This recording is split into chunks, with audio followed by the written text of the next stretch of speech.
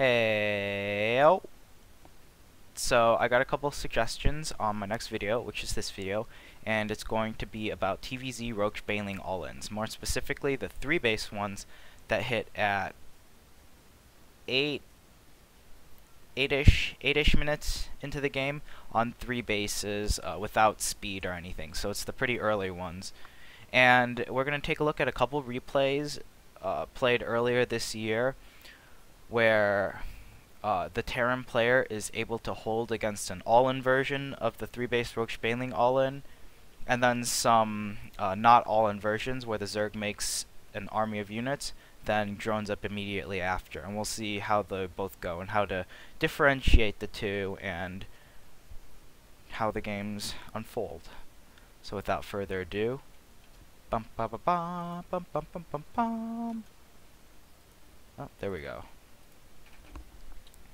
Alright, so 4GG versus Liquid Ret. I believe this was from the Asus ROG winter, way back when, but it's still a very good replay because this is when Ret, or this is the game where Ret chooses to do a, instead of me saying it, why don't we just take a look at what he's doing. I'll put it on X8 speed because I'm not streaming and my computer won't lag. So his Overlord spots the gas and the racks. He knows it's going to be a Reaper expand. He's also getting fast gas. He only has 1 drone on gas right now. So what that tells us is that, or what that tells the Terran player, if he so chooses to look, which, there we go, he does. He does not see, oh, hold on. My sound isn't coming through my headset. There we go. Alright, so these Reapers, they see this 1 gas. There's only 1 drone mining in it, which is pretty normal for speedling play, so nothing tells us that it's going to be an all-in just yet. 4GG, he's going all try-hard mode with these Reapers.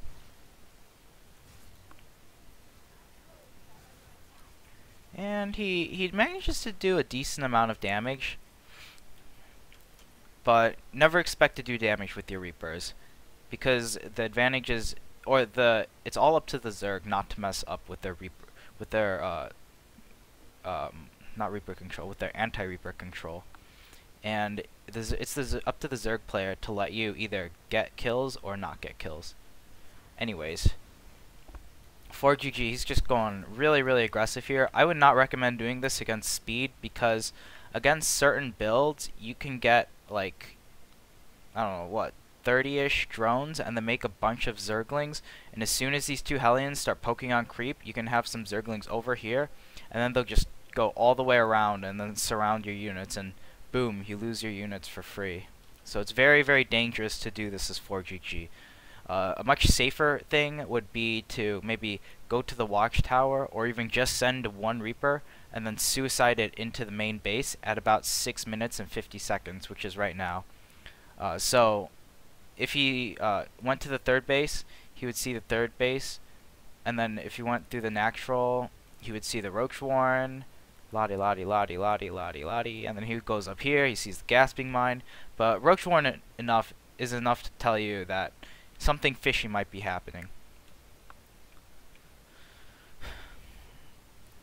But we are looking at Ret's build first and foremost. So he's only up to 36 drones, he has 2 gases, and he's made a bunch of speedlings. He doesn't have any plans to saturate this 3rd base. It is in fact a fake 3rd base, and even though 4GG sees a 3rd base, it is not really real because it's not going to be used right away.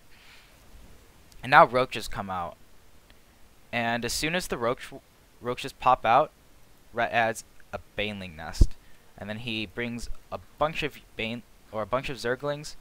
And so now blah blah blah blah blah blah blah blah. Roaches are slow. Boom. Where's his? Okay, so his Baneling nest is almost done. 4GG knows what's coming, and Ret's gonna have just a ridiculous amount of Banelings, 16 whole Banelings and 13 Roaches. There we go. And a million Lings. Well, not a million just yet, but he's gonna have a lot streaming in a second. So this attack is about to hit at I would say 10 minutes, the 10-minute mark. And 2 base attacks will hit around 8 minutes with Roaches and Banelings. Baneling bust should hit at around 7 minutes and 30 seconds off of 2 bases, but this is a 3 base attack, so it's hitting slightly later than the 2 base cousin would be. And this is a lot of Banelings, but for GG, he's able to kind of do okay. He's able to hold, and bada bing, bada boom.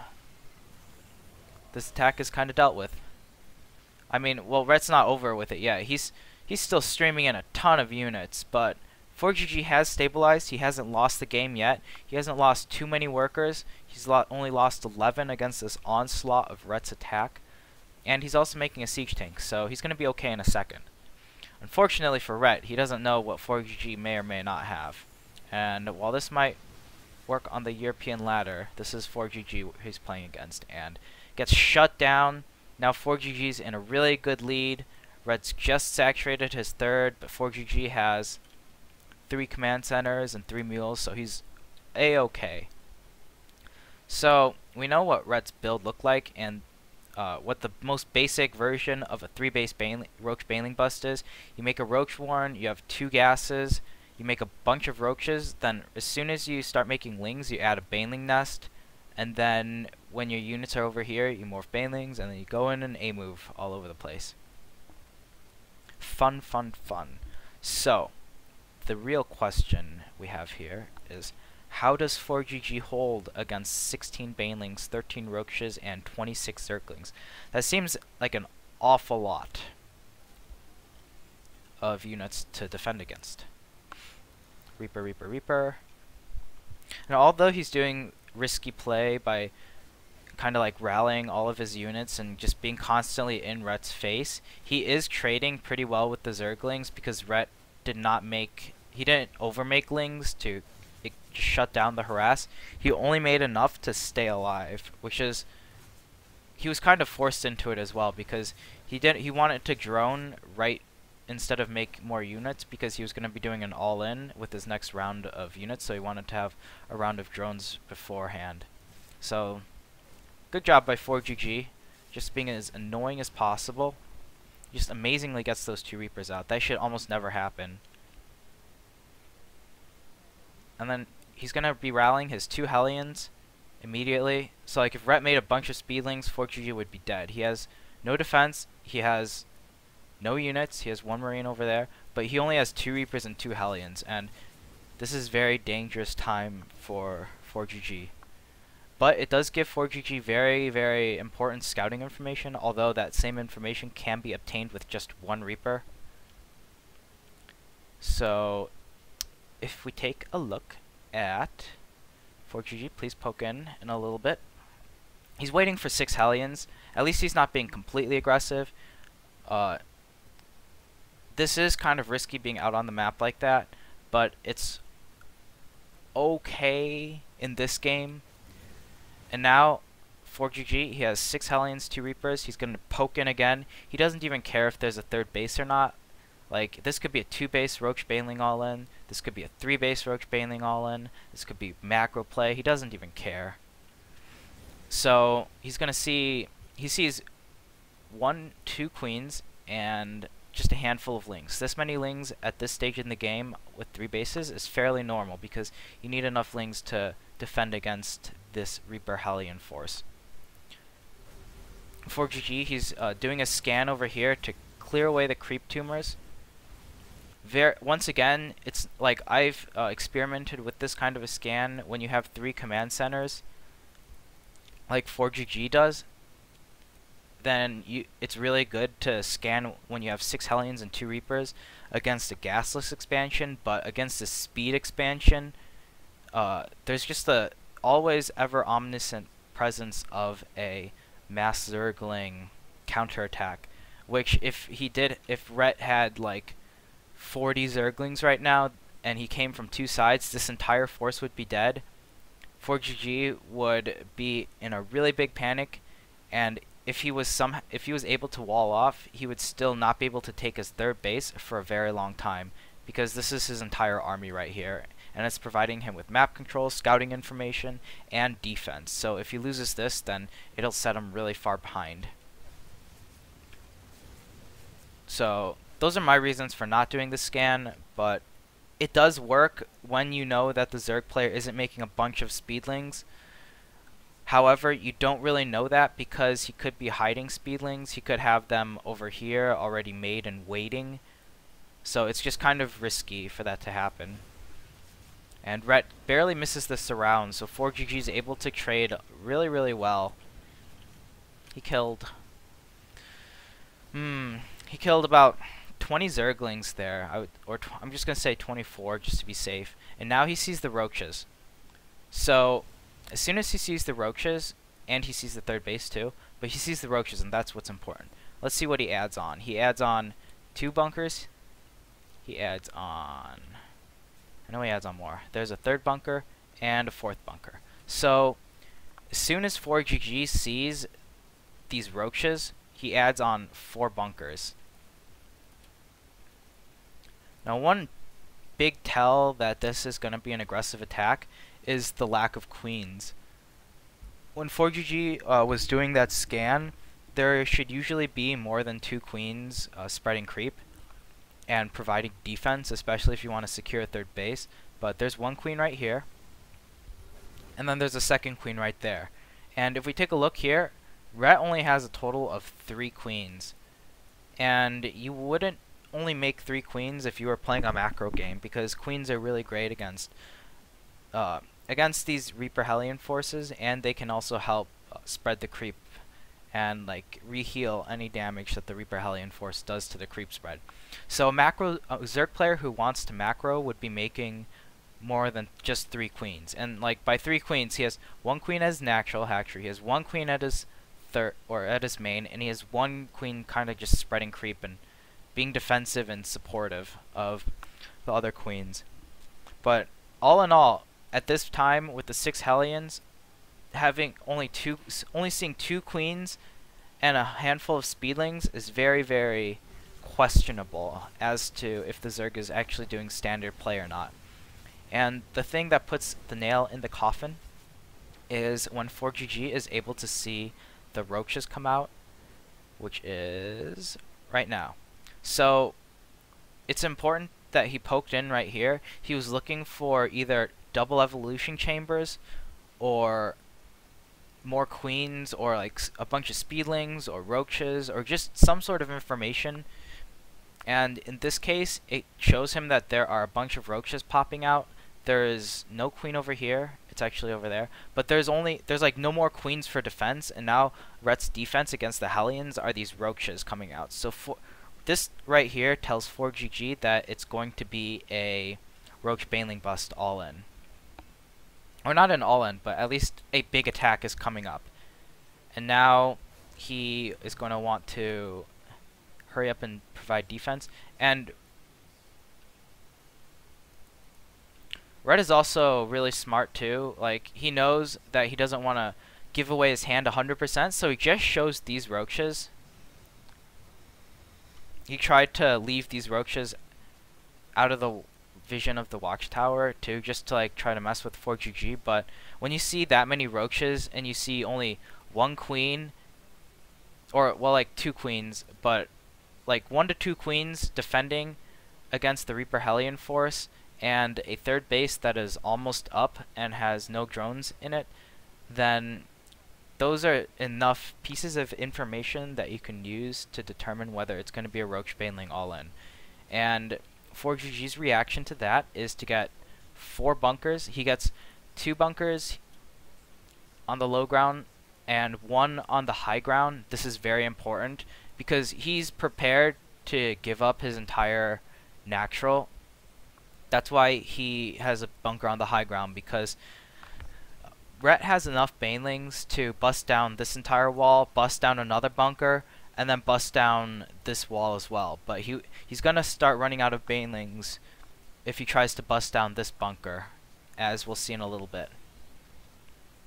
So this seems to be the proper amount of bunkers and in the right places. So 4 in the natural and then 1 in the main. The one in the main I think is even more important than the fourth one over here, because no one's gonna care if the bunker's there. It's already isolated from the rest of your units, so it's gonna be really hard to stay alive. Anyways, and it might not even play an important part in the fight if all your units are over here and the zerg comes in this way and nothing can get into the chopper bunker. Get to the chopper.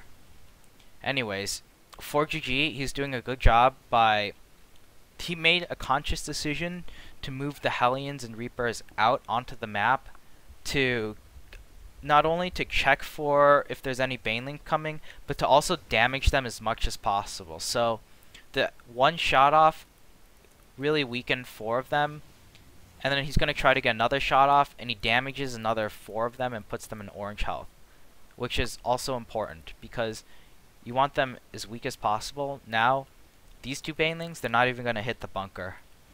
They're going to die immediately. And just the weaker the Banelings are, the more damage that the bunker can do before the units actually get to the bunker. So because a lot of these Banelings are already damaged, and then like all of these are going to die before they hit any bunker at all, like they're gone now.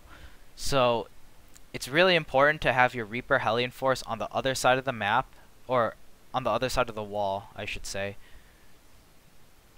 and just doing as much damage as possible to the Banelings.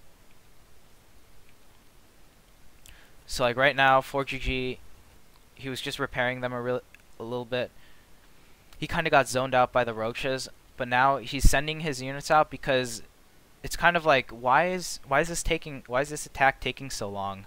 Where is all of Rhett's units? So he's going to be poking out. He sees the initial batch of roaches, and so he's just going to keep going. And if it's just roaches, like if he just saw these 8 roaches with this Hellion Reaper force, he'd just end up going across the map to the third, or to poke into the natural, because only seeing this amount of roaches usually means it's going to be like a speed layer roach attack. And on this map, it's a pretty common strategy to take the gold base as the zerg as a third base and then pump out an insane amount of roaches.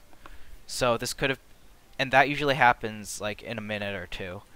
But this attack is happening now, and since 4GG is like looking for information, he's able to see these Banelings, and then the next goal with these Hellions and Reapers is to do as much damage as possible to the Banelings.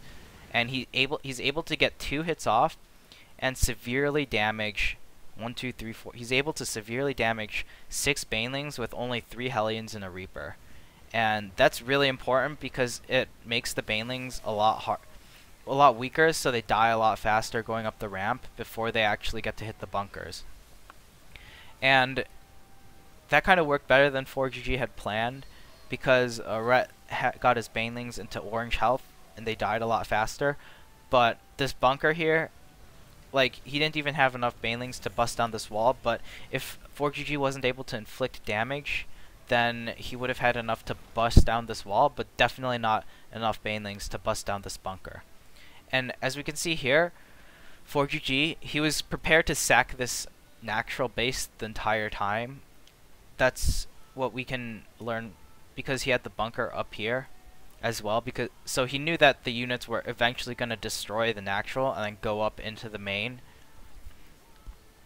But 4GG, even though he is behind, he is in a good position. He has this double drop heading out, and he also, unfortunately, it was heading out at the wrong time, but he does have a siege tank, and that's very important to hold this kind of attack. So if we take a look at when he makes this siege tank, he has a tech lab up now, so it should be as soon as he sees the roaches and banelings. So if we go to his vision, looks like he's already making a tech lab because he did see a swell of roaches across the map when he poked up with his Hellion Reaper force with his roaches. So that's already prompted him to make a siege tank already. Because you either need a siege tank to defend against the speed roach play with the third base taken over here from the zerg, or if you get a siege tank, it'll help against any roach baneling busts as well. Alright, so the micro. He even loses a bunch of SCVs, but that's okay. He's still slightly ahead, and he has 3 mules, so he's in a really good spot. And Rhett really needs to end the game with this push or deal game-ending damage, such as bringing the SCV count to like 5. So now 4GG, he's going to have the siege tank out. And his idea behind this is, now that he is going to have a siege tank out for defense, Rhett won't be able to bust this down, and 4GG is going to be safe over here. So he eventually wants to drop with these two medevacs and start doing counter damage, because since Rhett invested so much army into this, or so much minerals into this army, he's going to have a much smaller, or not much, well, yeah, he's going to have a much smaller economy, and he's going to also have his tech delayed by a lot. If we can look here, he doesn't have a layer going, he doesn't have enough gas for a layer, and it's already 11 minutes into the game, whereas 4GG, well, he hasn't started his upgrades yet, but he does have the potential to do that. Rhett doesn't even have his evolution chambers. 4GG has stim and combat shields complete, and 2 medevacs out, so really 4GG is ahead in his army technology, and he's also ahead in his economy as well. Now, this is like a really scary amount of banelings, but the siege tank just shuts that down. And really, 4GG didn't even need to land these units, because Rhett kind of messed up on the micro, but it was still pretty good micro. But 4GG couldn't have known that, so that's why he brought these units back. But now, as soon as he knows he's safe, because that was Rhett's entire army of banelings, and banelings have to be remade, they can't just like retreat and reheal. 4GG is gonna be sending a drop here now when Rhett wants to drone up. And so this is the all-in version of this attack that I want to show you guys first, and then we're going to take a look at some games where this attack is just an attack, and then the drones come up behind it.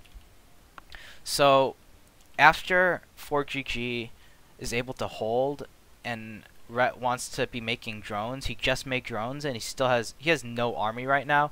4GG wants to counterattack because mutalisks are going to be really delayed. Rhett has just started his lair 12 minutes into the game, and 4GG has 2 medevacs, marines, and stims, so he's very, very far ahead army wise. Like, his army's just a lot more advanced than Rhett's is, and dropping like this is kind of like guaranteed to do a lot of damage because of the position that Rhett's in, spending all of those spending all of those monies on his army.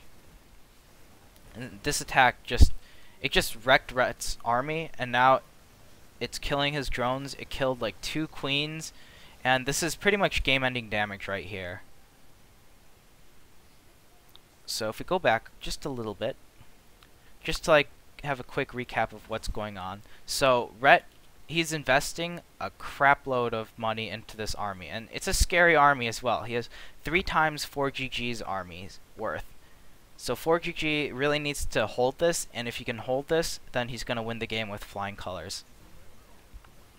And the defense, once again, well, to scout it first of all, we go back a little bit further, is a big tell is if you only see 1 to 2 queens spreading creep right now, that either means that the Zerg has invested his minerals into gases faster, and he's going to be on 2 bases and getting a faster tech out like Roach Speed or Mutalisks, or the Zerg is going to be, if he only has 2 queens, that's not enough to deal with the 6 Heli and 2 Reaper force, so he's going to be doing an all-in or a big heavy attack, or he's going to be making roaches or doing something to be able to stop this kind of harassment from occurring, because 2 queens just isn't enough to deal with the 6 Hellions and 2 Reapers.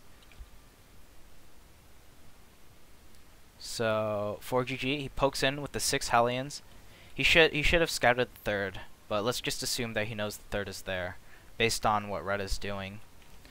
Alright, so he sees only 2 queens, and he sees a bunch of zerglings. The zerglings are normal, but the queens are not. And by seeing that little queen count, it means that Rhett is going to have an army hidden over here. He's going to be making army units that are going to pop out soon to deal with these units. or he's teching really fast and he's not going to have any units to defend against a Hellion run by. So what 4GG wants to do, after he clears up these lings, then he wants to poke in and see what's up. And he gets to see roaches, which is really nice. But more importantly, he also sees that there are no 2 evolution chambers. And if the Zerg was going to be going for like a speed roach attack, you would be getting double evolution chambers, so you could get 1-1 and then do like a 1-1 attack with the roaches. So since there are no evo chambers, and they can be hidden, but it's like 90% common to build your evolution chambers as walls. So since he doesn't see that and he sees the roaches, this immediately tips him off. And there were only 2 queens to fight this Reaper Hellion force, so he knows that it's most likely going to be an all-in play. And we can see that Rhett, he is investing a ridiculous amount into his army. He's stopped at 35 drones. And now 4GG's defense is to build 3 more bunkers on the low ground and then another bunker on the high ground, and to start making siege tank production as well. But I think the siege tanks were just because he saw the roaches and nothing else. And siege tanks are really good against roaches and banelings, so it's not bad to just make 1 to 2 siege tanks, and then as soon as you can confirm that there's no mutalisks out, then you can just stop making siege tanks and switch it on to, and like make a reactor, and you'll be fine. And the siege tanks can be defense against counterattacks as well.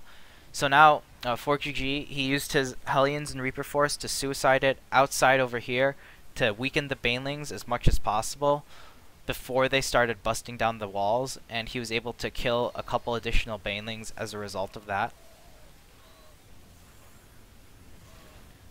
And so this attack kind of successful by Rhett. If he started droning up faster instead of making more units and prevented 4GG from mining in his main, then I think he would have been in an alright position, but he chooses to build a lot more units before he drones up right now.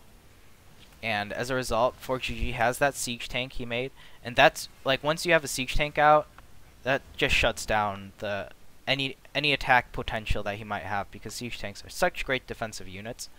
Now that drop is coming in, because the technology of the Zerg is going to be very far behind, so the Spire is even farther off. Lair takes 80 seconds to build, so that's 80 seconds plus 100 seconds for the Spire, and then plus another 40 seconds for the Mutalisk. So if Rhett immediately starts the Spire after the Lair is finished and the Mutalisks, that's going to take a total of 120, 220, 3 minutes and 10 seconds of time where there's guaranteed no Mutalisks out, because that's the minimum that's going to take before Mutalisks and Spire is done. So this drop, it's really able to do a ton of damage because of that, and mostly because Rhett is very behind as well, because that was a very all-in version of a Roach Baneling bust. And it's safe to say that this is pretty game-ending damage. He's already killed equal amount of workers that Rhett killed, and he's still going really hard at it as well. And so it's safe to say that he's passed with flying colors. He's been able to hold this attack. He's in a good position. He has triple orbital command centers. He has better upgrades. He has stim and combat shields as well. And Rhett's going to try to do a Roach Baneling bust, but I don't think he's even going to make it to that point in the game. Now 4GG, he's doing multi-pronged drops, and Rhett just isn't going to be able to hold it here. Like, he just doesn't have enough units, and he's just really far behind economy-wise. And this multi-pronged drop harass, which 4GG does on this map a lot, so just in general, a good way to play on this map is to, it's to attack from this area and from this area at the same time, and really utilize that dead air space, and really try to make drops come as strong as possible, or use the map design to your advantage, and the map design makes drop play on this map very, very strong if the Zerg doesn't take a gold base. If the Zerg does take a gold base, then you can just make siege tanks and siege up and have a little soft contain here and prevent the Zerg from mining from the gold base, and then eventually kill it as well. But for non-gold base play, 4GG likes to drop to the 4th base location and then to the main. And in this case, since Rhett didn't have a 4th base, he's going to be dropping to the 3rd. And now this game is kind of over. GG. Alright, so that is the first part. I'm going to be breaking this video up into like 2 parts. Yeah, probably 2 parts, because there's only 2 other replays to go over. And so the first part concludes how to deal with a Roach Baneling bust all in, how to scout for it, what kind of defense you need, and follow-ups you can do afterwards to knock the zerg to the ground and make sure he doesn't get up.